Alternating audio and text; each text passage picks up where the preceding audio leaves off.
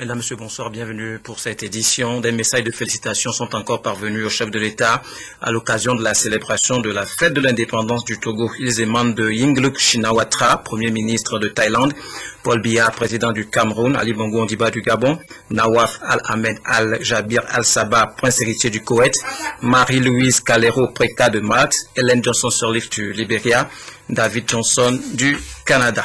À son tour, le président Faure Gnassingbé a écrit à Isaias Afewerki d'Érythrée et à Sa Majesté Abdallah II, roi de Jordanie, dont les pays respectifs célèbrent leur fête nationale. Le président togolais félicite ses homologues pour ces heureux événements et formule le vœu que la coopération entre le Togo et leur pays se développe davantage. La paix sociale, la justice et surtout la protection des droits de l'homme, ce sont là les vertus que les députés togolais s'engagent à mieux promouvoir. Depuis ce matin, ils échangent sur ces notions afin de contribuer davantage à la cohésion sociale dans le pays. C'est sur l'initiative du Haut Commissariat des Nations Unies aux droits de l'homme. Solim Dawi, Firmin Adjinari. L'engagement du Togo dans la défense et la protection des droits de l'homme implique également des actions des élus du peuple. C'est dans ce processus que les députés reçoivent de nouvelles compétences qui les appellent à plus d'initiatives dans la promotion des droits de l'homme. C'est une initiative du Haut Commissariat des Nations Unies aux droits de l'homme au Togo.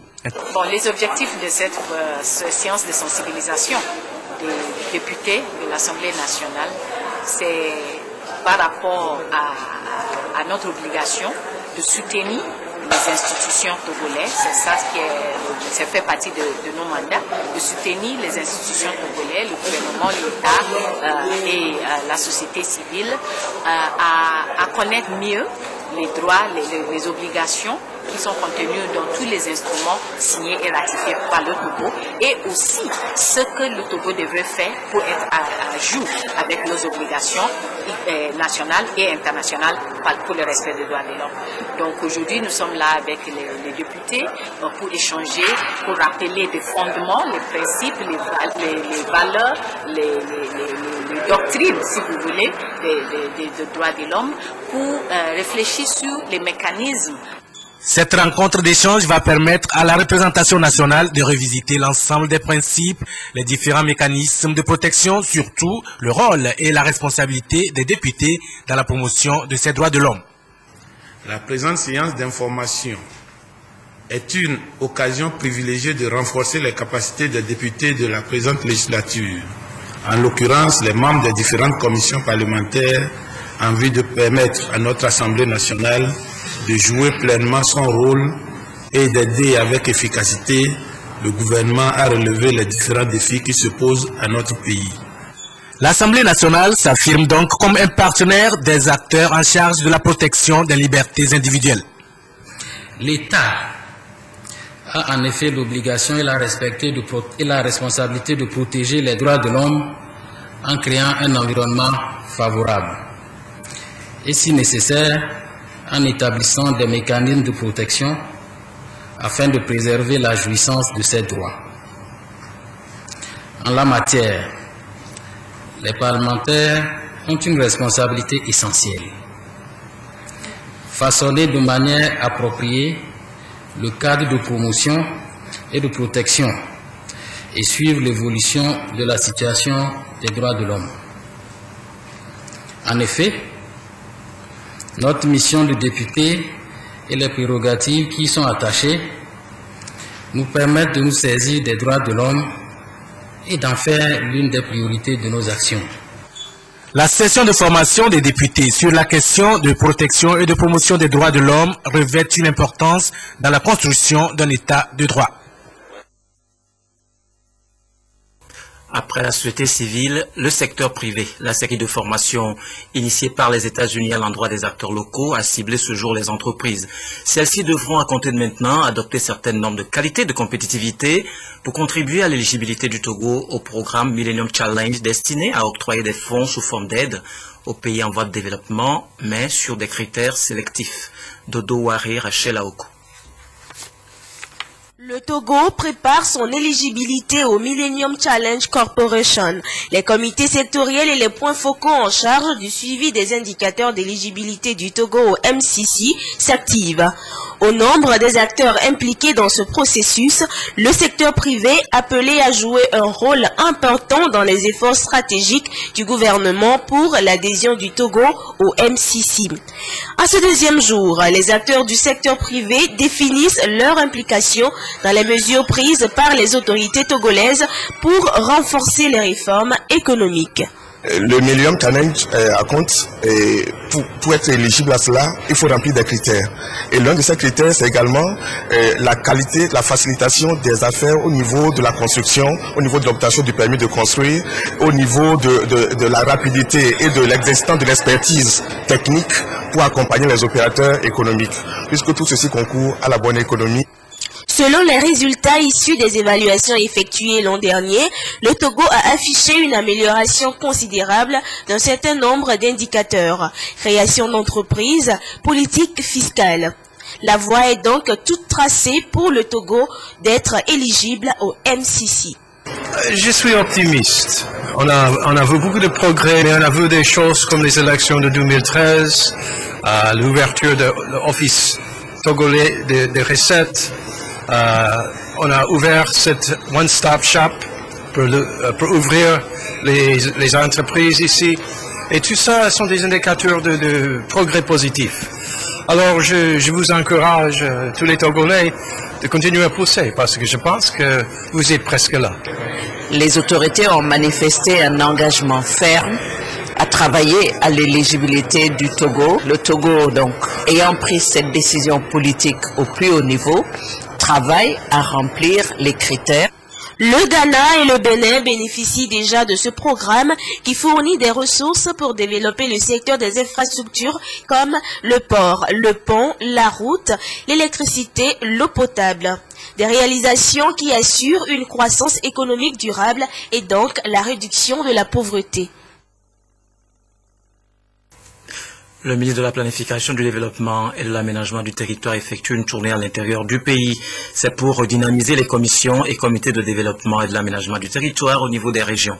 Nestor Mouzou nous relate l'étape de Kara. Il a été mis en place dans chaque région une commission et un comité de développement et de l'aménagement du territoire. Les membres de ces structures ont été installés et après, plus rien. Ces structures sont donc restées inactives. La tournée du ministre de la Planification, du Développement et de l'Aménagement du Territoire répond au souci d'insuffler du sang neuf à ces structures.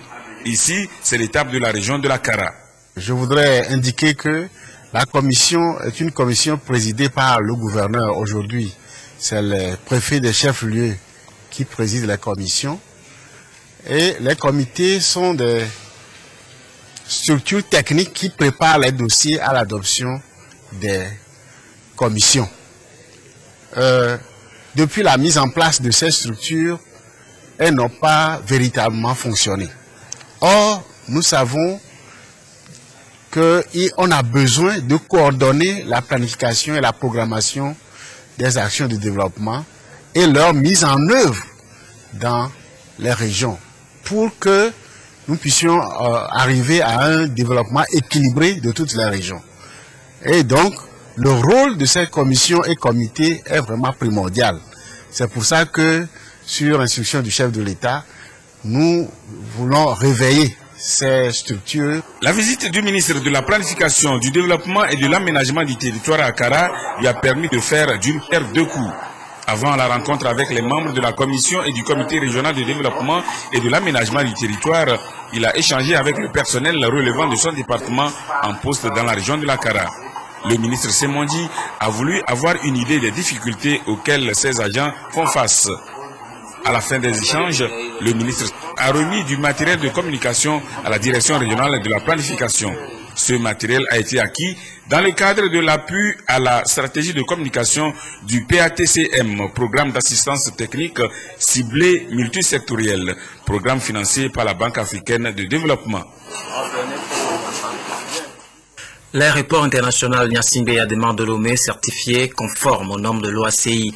Le certificat d'aérodrome atteste et confirme que le Togo dispose d'un système d'aviation civile fiable et sécurisé.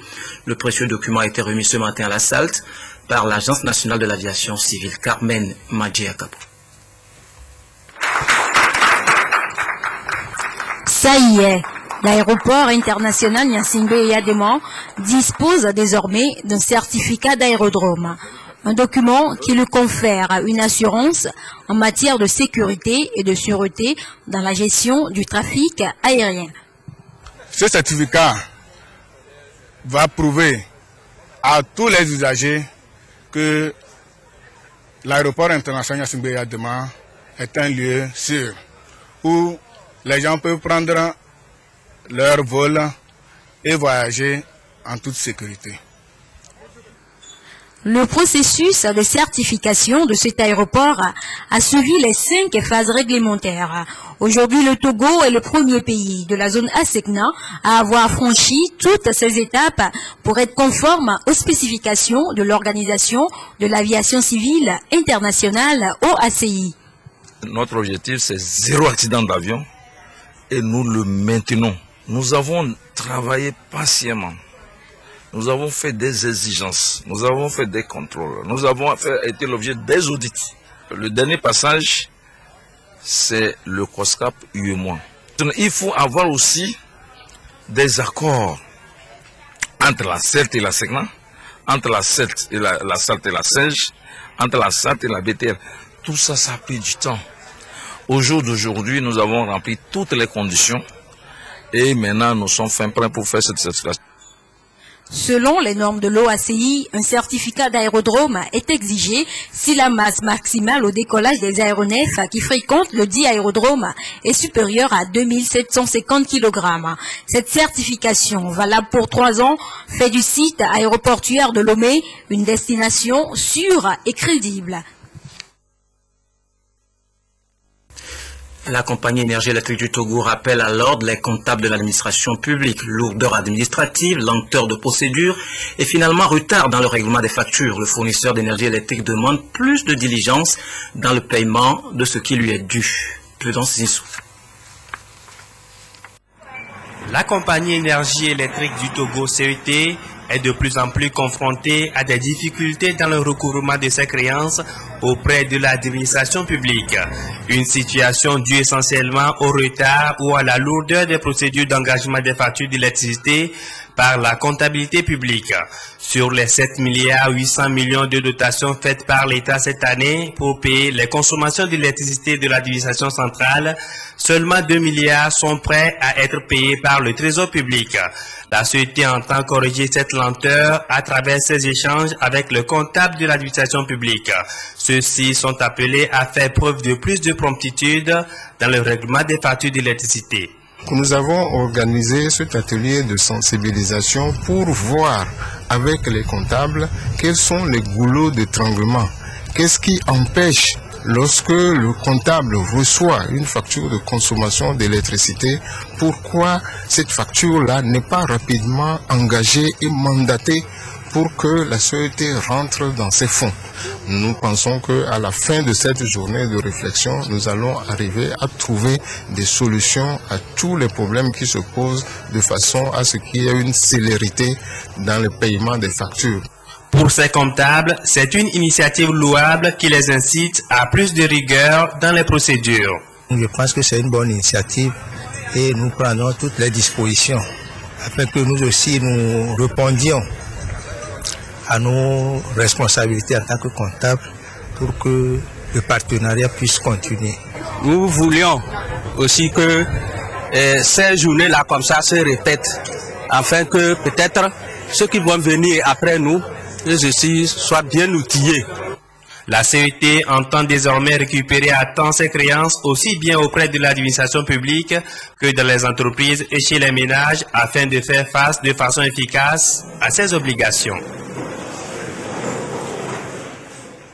En dehors de l'énergie électrique, les infrastructures sont aussi un secteur assez porteur pour booster davantage l'économie des pays africains. La BAD y croit. Pour la prochaine décennie, elle entend lancer un fonds conséquent pour le financement des projets en ce domaine. Kigali accueille depuis jeudi l'assemblée annuelle de la BAD. La Banque africaine de développement, qui fête son demi-siècle d'existence, se penche à cette occasion sur son avenir et annonce le grand décollage de l'Afrique. Elle promet pour la décennie à venir une croissance moyenne de 5%, rendue possible par la forte demande mondiale de matières premières, l'émergence d'une classe moyenne de 400 millions de consommateurs et l'arrivée de nombreux investisseurs étrangers. La diversification des partenaires, l'apparition d'émergents économiques comme la Chine, qui aujourd'hui c'est le premier partenaire de l'Afrique, si on considère les pays, compte tenu du fait qu'en 2009 a passé les États-Unis en termes de quotas du commerce avec l'Afrique. Pour financer le développement du continent, la BAD veut mobiliser l'épargne collectée par les banques africaines et attirer les investisseurs étrangers. La banque a annoncé jeudi la création d'un fonds d'investissement abondé à hauteur de 2 milliards de dollars par la Banque centrale chinoise. Il s'agit en fait pas du tout d'un prêt, il s'agit d'un acte de confiance de la part de la Banque centrale de nous confier à nous 2 milliards pour gérer ces ressources. Malgré les progrès enregistrés par les politiques économiques, le décollage du continent passe également par une meilleure gouvernance et une bonne utilisation des deniers publics. Si le problème de corruption n'est pas résolu, je crois qu'on ne pourra pas y arriver. C'est de la politique pure et simple. Parce qu'il faut qu'on aille au-delà de la rhétorique. Il faut qu'on commence à mettre en pratique ce que l'on promet. La grande priorité de la BAD sera le financement des infrastructures dans les secteurs de l'énergie, barrages, éoliens, solaires, mais aussi les transports, routes et rails, accès à l'eau potable et à l'assainissement et les nouvelles technologies de l'information. Des infrastructures considérées comme la base nécessaire au décollage des économies africaines. Autres piliers fondamentaux des économies sur le continent, l'agriculture, l'élevage et la pêche. À Agomeglozu, dans le Bas-Mono, les éleveurs sont dans la tourmente. La peste porcine africaine a décimé leur cheptel. Après avoir déployé sur place une équipe technique pour contenir cette situation de crise, le ministre Urukura Gaddazi s'est ensuite déplacé sur les lieux pour rassurer davantage ces éleveurs infortunés. Adolphe Paka. Depuis quelques semaines, Agomeglozu, dans la plaine du Bas-Mono, est déclaré foyer de la peste porcine africaine. Une épizootie très dangereuse et sans traitement lorsqu'elle attaque l'homme. Du coup, la solution pour son éradication, selon le monde zoosanitaire, est l'abattage systématique de tous les porcs dans la zone. On a déclenché le processus qui est la mise en quarantaine de ce canton, interdiction des mouvements, recensement des animaux et restant, l'abattage de ces animaux, incinération. Les porcheries se sont alors vidées de leur sujet, mais les éleveurs ne sont pas laissés à leur triste sort.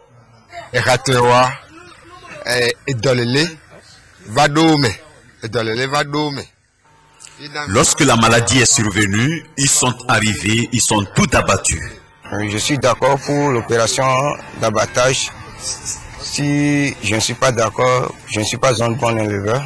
Mon indemnisation tend vers 800 et quelques mille. Donc, dans 6 mois, s'il plaît à Dieu, ma porcherie serait plus qu'avant. Pour le gouvernement, il est plus que nécessaire de préserver la santé de la population. Il fallait donc agir tout en tenant compte des intérêts des éleveurs. Dieu merci, nous avons reçu une attention particulière des éleveurs. Ils ont favorablement réagi et donc ils ont déclaré le nombre de têtes de porc qu'ils avaient au niveau d'Agomeglozu. Ça nous a beaucoup facilité la tâche. Par le passé, c'était, je dirais, 2000 francs par tête de porc, mais le chef de l'État a décidé que ce montant soit porté à 10 000. Éviter la divagation, c'est le seul moyen efficace de prévenir ce genre de situation. La construction des porcheries traditionnelles s'impose donc. Aussi, ces opérations préventives sont-elles suivies de 30 jours de veille sanitaire, ensuite 3 mois d'attente avant de déclarer cette zone saine. C'est alors que les éleveurs pourront, grâce à ce fonds d'indemnisation, relancer leurs activités. La ministre Victoire Dogbe poursuit sa tournée nationale d'information et de sensibilisation sur le FNFI. Elle était ce vendredi dans le Yotor. Nous aurons peut-être les images de ce reportage dans le courant de cette édition. Le réseau des bibliothèques du Togo vient d'être doté de plus de 18 000 livres et de matériel de bibliothèque. C'est un don de l'association française Milé Novici, réceptionné ce matin par la ministre Germaine Koumialo Anaté, en charge de la communication, de la culture, des arts et de la formation civique. Reportage Florence Kouekbassé, Aliou Ourochitiri, Pierre Soussoupo. Une réception symbolique des 18 023 livres et matériel de bibliothèque destinés à l'équipement du réseau des centres de lecture publique au Togo. L'œuvre est de l'association Milé Novici de France qui, par cette action, vient contribuer à la valorisation de la politique nationale du livre au Togo. C'est pour pouvoir aider les élèves de la classe primaire jusqu'au lycée.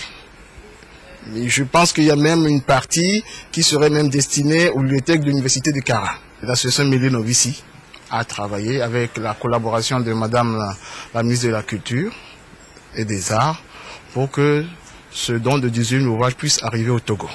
C'est un atout important dans la mesure où ça fait depuis 2008 que le projet lecture publique a pris fin. C'est la seule dotation, c'est la seule acquisition que nous recevons pour doter les soixantaines de bibliothèques que nous disposons au Togo. Et déjà, le fonds documentaire devient vieillot et les lecteurs demandent de nouvelles acquisitions. Les bibliothèques du Togo, depuis quelques années, souffrent d'équipements. L'acquisition de ce fonds documentaire devra permettre à la jeunesse de relever le niveau de sa culture générale et de l'inciter davantage à la lecture. C'est une bibliothèque entière qui a été démontée depuis la France et réimplantée au Togo. Toute la bibliothèque, avec l'immobilier, le rayonnage, le matériel pour le rayonnage et plus de 18 000 livres. C'est un don inestimable pour notre jeunesse. Je voudrais simplement ici, en réceptionnant officiellement ce don, célébrer avec vous l'amitié et la solidarité entre les peuples. Le peuple français, les jeunes élèves et l'association Milé Novici qui se sont mobilisés pour pouvoir, en pensant à leurs frères du Togo, aux élèves du Togo, qui manquent souvent de livres. La ministre de la Communication a salué le sens patriotique du donateur et a souhaité que d'autres bonnes volontés se manifestent pour accompagner le Togo dans cette dynamique de développement. Le développement est affaire de tous.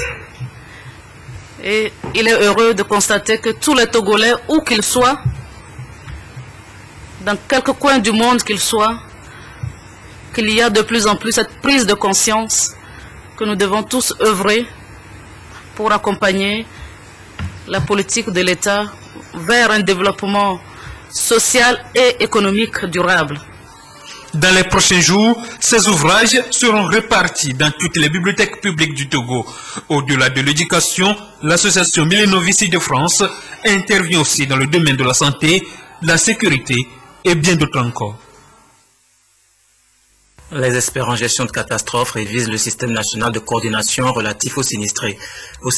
Ils analysent le modèle standard d'agence de protection civile proposé par la CEDEAO et les termes de référence pour la consultation de l'étude du diagnostic institutionnel en vue de les adapter aux réalités togolaises. En ligne de mire, la création d'une agence nationale de protection civile chargée de gérer et de coordonner les interventions en cas de catastrophe. Le Togo veut se doter d'une agence nationale de protection civile aux normes régionales et internationales. Cette agence, qui va fédérer les structures interministérielles, permettra d'éviter les pertes de temps et d'agir promptement et efficacement pour limiter les effets en cas de catastrophe. Les acteurs concernés vont donc examiner le modèle d'agence proposé par la CEDEAO et les termes de référence du diagnostic institutionnel et baliser ainsi le chemin à suivre pour la création de cette agence nationale de protection civile au Togo. Aujourd'hui, quand il y a catastrophe, il faut que plusieurs ministères se réunissent avant de prendre une décision, faire des recommandations au gouvernement avant la réponse. Le profit de la population, c'est qu'une fois l'agence installée, quand il y a un problème, l'agence étant autonome, et elle va intervenir directement sans passer par tous les ministères avant de passer à la réponse. La création d'une agence nationale de protection civile est une directive de la conférence des chefs d'État et de gouvernement de la CEDEAO tenue à Abuja en 2012. Le Togo s'engage donc à s'adapter aux recommandations sous-régionales en instituant une agence consacrée exclusivement à la gestion des catastrophes. Le verdict était tombé le 4 avril dernier. Les élections du 20 septembre 2013 au patronat togolais sont nulles et non avenues selon la justice. C'est suite aux irrégularités relevées par les juridictions. Et la suite, c'est qu'une équipe provisoire de 3 membres a été constituée pour assurer une transition en vue d'organiser à terme d'autres élections. Ce comité de crise est à pied d'œuvre. Il a eu des échanges hier avec des organisations professionnelles affiliées au Conseil national du patronat. Albertine Yakin. Un administrateur provisoire, assisté d'un secrétaire général provisoire et d'un trésorier général provisoire. C'est l'équipe de transition du Conseil national du patronat, désignée par décision de justice en date du 4 avril 2014. Cette équipe provisoire a pour mission d'assurer la transition et d'organiser de nouvelles élections dans 18 mois. Le patronat, au cours d'une élection du 20 septembre 2013, a voulu renouveler le bureau du conseil d'administration en élisant un nouveau président. Et il s'est fait que les choses ont mal tourné parce que l'un des candidats a estimé que les élections n'ont pas été organisées dans les règles de l'art. Pour la mise en place d'un programme de travail consensuel, le comité provisoire entend discuter avec tous les partenaires. Nous avons donc invité toutes les associations pour un échange, pour essayer de dégager des pistes. Nous avons pris contact avec les organisations sous-régionales et le bureau du BIT basé à Dakar. Et la suite, c'est la réunion de ce matin. Cette rencontre d'échange entre les associations professionnelles, membres du Conseil national du patronat du Togo et l'équipe d'administration provisoire a donc finalité de ramener la sérénité pour un fonctionnement satisfaisant du Conseil en vue d'un développement du secteur privé au Togo. Au Nigeria, les jeunes filles enlevées par la secte Boko Haram restent introuvables et les réactions d'indignation continuent pour dénoncer ce rapt. Le comité Femmes Leaders du Togo se dresse également contre cette infamie. Medina Bacha.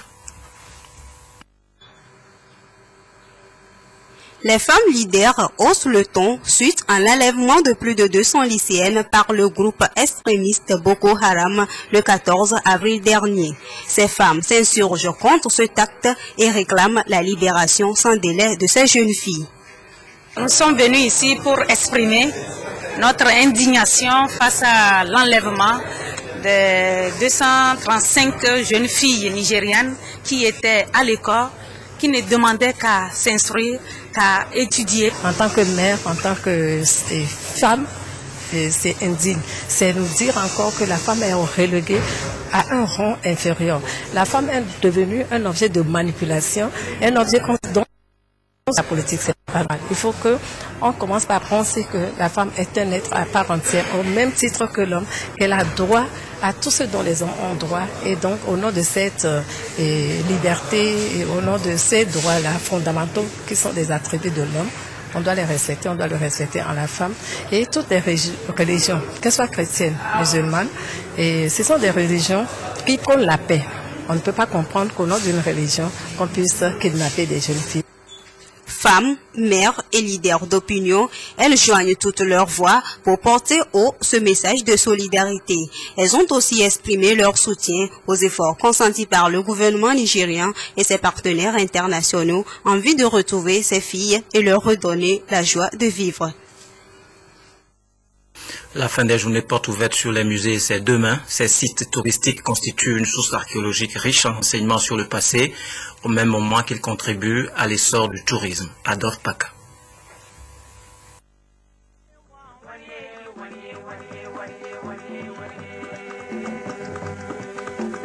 Pour les pays en voie de développement, les domaines comme la culture ne sont pas encore une priorité dans les stratégies de développement. Le musée, un pan de ce gisement de production de richesses, demeure ipso facto l'enfant malade. Et pourtant, les potentialités sont énormes à en tirer pour participer au développement de l'économie des pays.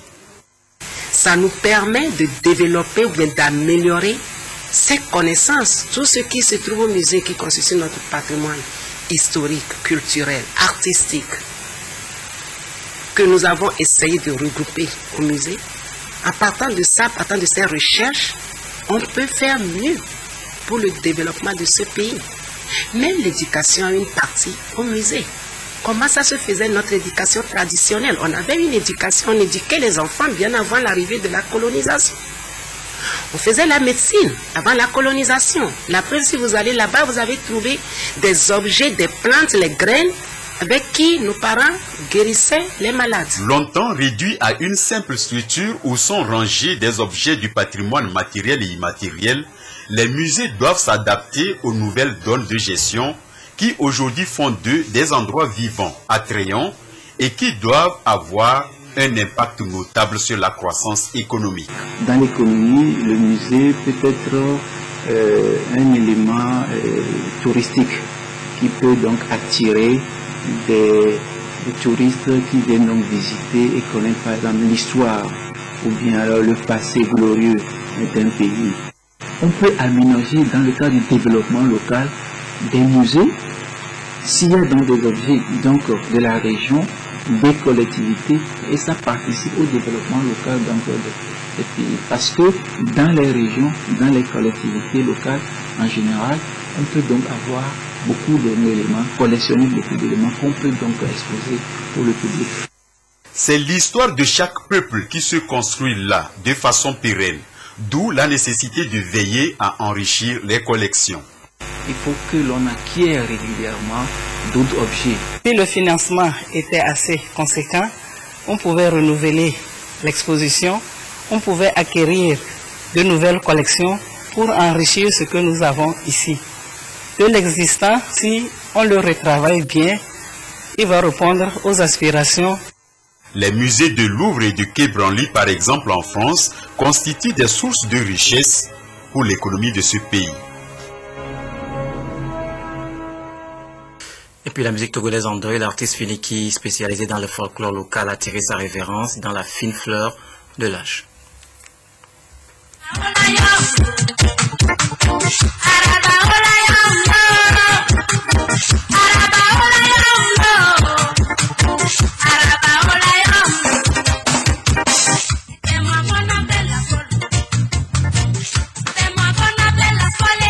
Plus personne ne l'appellera désormais la folle. Kotoko Finiki, de son vrai nom, Finiki Manium Leleng, s'en est allée. Elle a rendu l'âme dans la nuit de ce jeudi 22 mai des suites d'une courte maladie.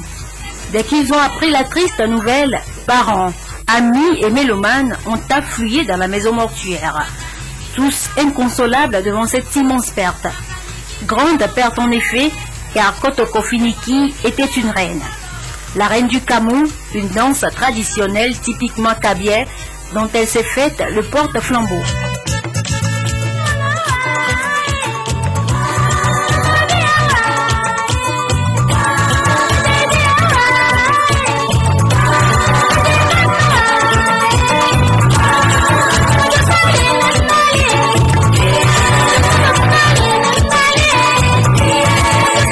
Elle était auteure de plusieurs chansons, dont les plus connues Araba, Eyami et Wolowa, des morceaux à travers lesquels elle a porté haut la culture togolaise à travers le monde, notamment en France, en Italie, en Allemagne. Kotoko Finiki s'est éteinte à l'âge de 35 ans, alors qu'elle s'apprêtait à lancer son deuxième album.